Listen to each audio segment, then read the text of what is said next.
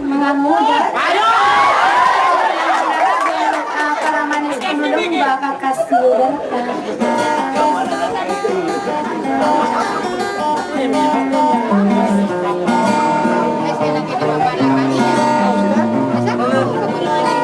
Kaya ni pituwa ko na kananas, pagka nagani ako suara ko, makapanggulan anak kurang nagagawa na pananadong.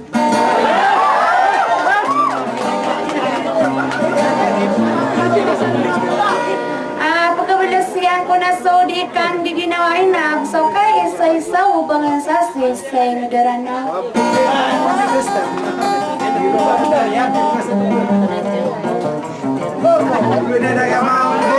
Sa awan ko manadiya kan madiyang kanak may mataro ka ba sa akin pagulaw lang ko po sulok po di ubarin sa niyo.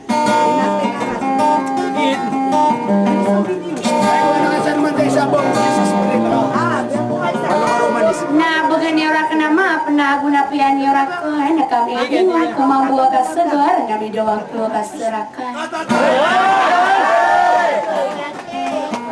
Kaatian demana ka disitik karimana sukubu sallahu tali dak kalembay sa pawin na budawa niya.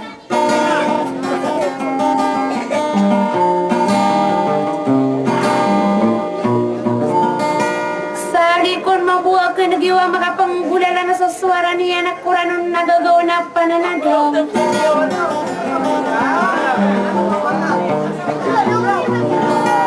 Nagay kong puso at tayo pag-reniyo. Dasal kawarwar ko putre Erlinda ba isang na wala yung sige malano. Sa katinap yakan dukong ka sa salam. Sa wasalam.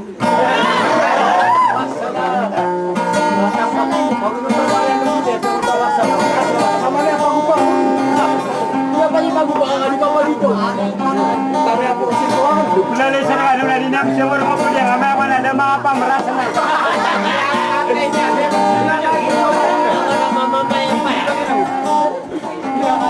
Tayo siya.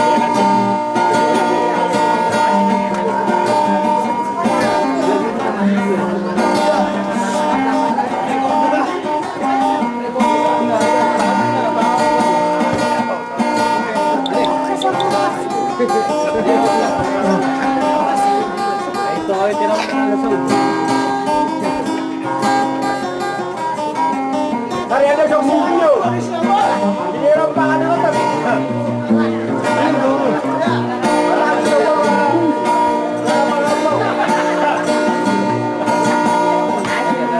dia mau main dia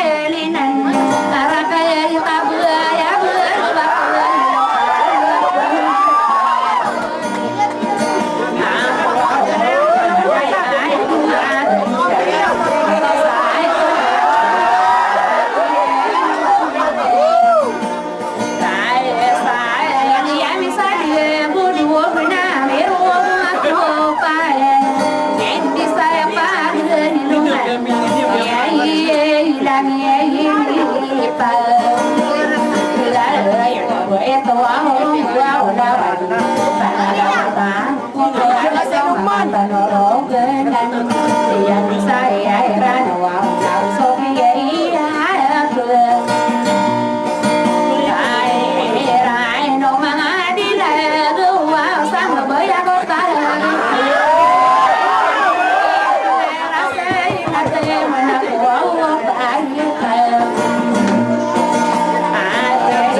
subscribe cho kênh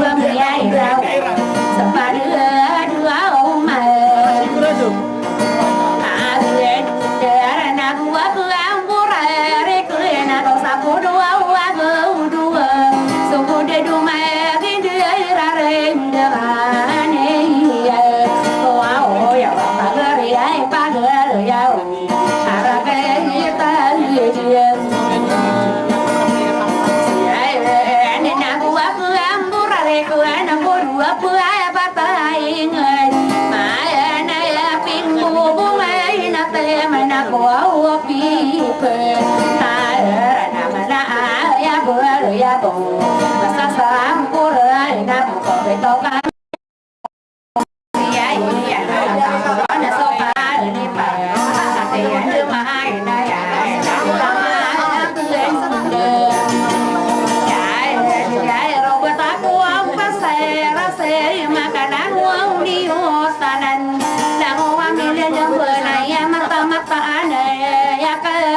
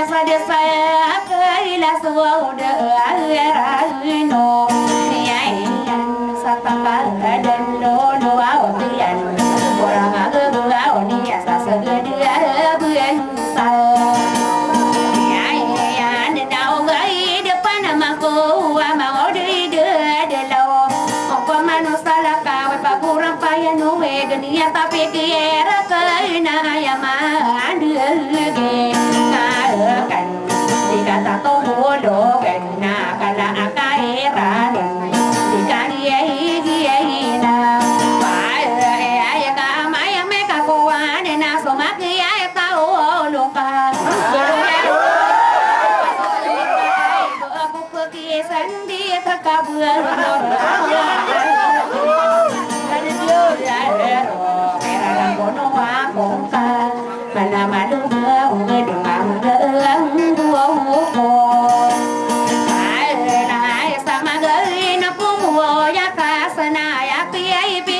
rangko di para kuno pemat kumanga ono sarana lagi di kila kila nama berdoa nak kiaino keleng naga anira kaperase ke orang kali ni ada sa apa itu gua mai anak gaya kan itu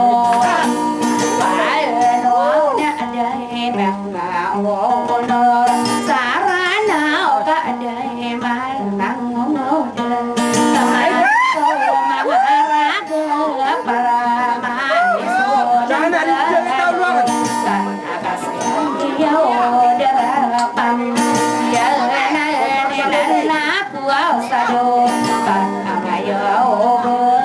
Ghiền Mì Gõ để không bỏ lỡ